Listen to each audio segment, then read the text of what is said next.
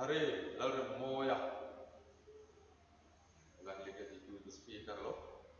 la team member satum hari Ricky Zoming liana lo hari si vanlal haka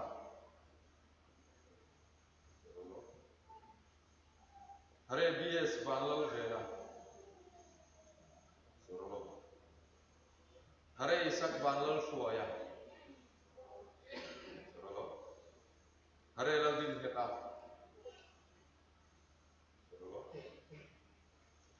Sami ladin Felix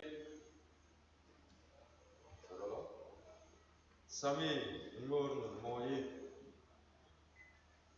la MIZORAM pen ke ba tum an ke la tum hello la lang tum ka se pachini au bu azaha ka tum kama tha ke alang tum ke risomar sai te lo arta ta avilang tu ta pu melo a speaker pen ke thare lang lo risomar lang lo setame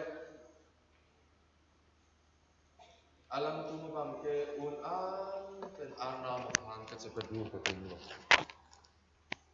pato veneli ke than tang son thak si labang so crusade program pen jog da ka chingru matum do an ke ana ma hir zumi ke longpon bek thek zia phan an ke hum pen ana ma domlo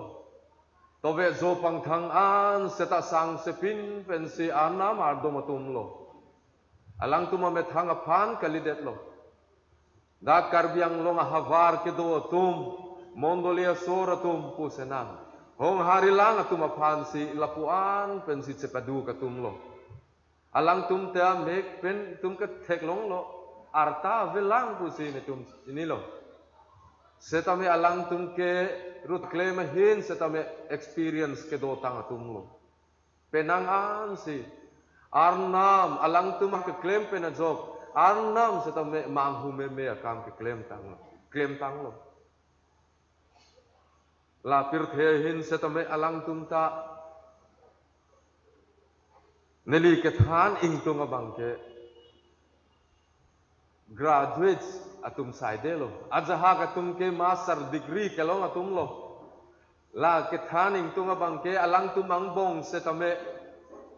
college salong school along chot takali college along ke than dun zia phan nang pha pon tang lo setame ana makam pe na job pir the akam do an setame sakuria kam setame ka che o tang atum lo lapuan ke amonit ke marve seta anam ang no ke alang tum ke monit ke the atum lo zanina hian kanong bol tu te hi ha nipui lama tang suan infiatin na hun kan mana te po khan kan speaker po ni a tlang wal tin bul kan chana hetia kan en mai po hian kum lama nau pang te anga po ngai thei tu ran ni a amaro chu pathian rong bol na chon ton khiat nga to tak te den pathian rong bol na ta na ti tak zeta in pe te an ni a helaya ko khan mi tele karbiang long sunga ring lo kan ti te tan po pathian ma som na kan don thei na turin song hei te trong trai klei var ten ni zan lam thleng khan hunan lamang ani an mani ta na trong trai song hei an ni lova helaya ko khan lo pung khom zong te ti sa le thara wa nan na nei te na pathian na tanga dam na kan san le thei na tura thei to chua tu te an ni an mani kal tangin pathian in kong sang in aro puizia apuang chuak to thina pathian laka chuan hetia kan mu thalai kum no pangte nia kan mu thei lai yan pathian laka chuan million tia ko pham ve kan ni ten kho kan rong bol tu ten chuan omani kum no pangte te nia kan soi mek lai hian khovel thiam na lama po tuna local zong te graduates ve kan ni a tren khat pe chon master degree MIZORAM University pakhat na ni thei te MIZORAM University pathum na gold medalist ni na sel mek ten ni Ren khat chu lecture ni tur som na lo som na dong te sarkar na thok tur som na dong te ni a nima sala chung zong zong kal sanin lal patan ti in